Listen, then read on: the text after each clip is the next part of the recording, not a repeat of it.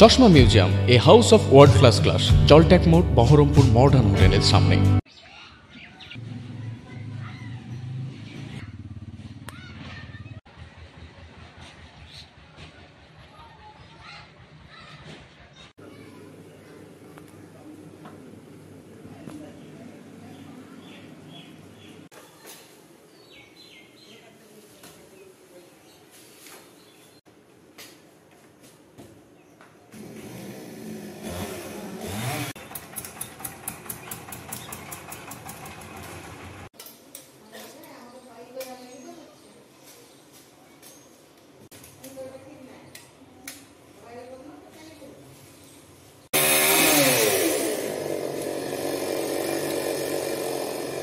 সতেরো বছর আমার দখলে আছে, আমার বাড়ি এবং বাগান।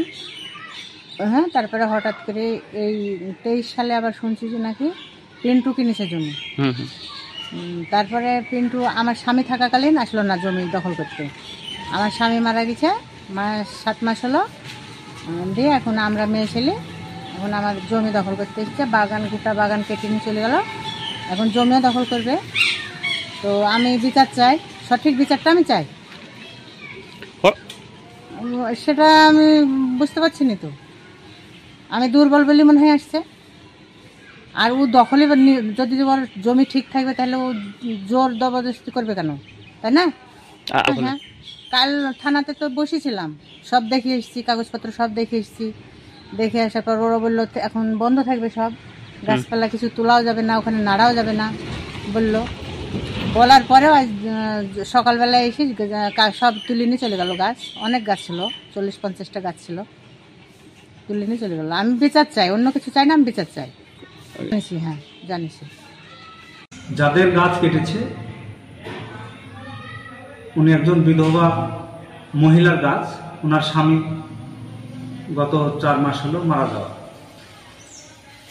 তো তিনারা মৌখিক এবং লিখিতভাবেও জানিয়েছেন। আমি আমার এখতিয়ার অনুপাতে সেটা আমি ব্লক লেভেলে জানিয়েছি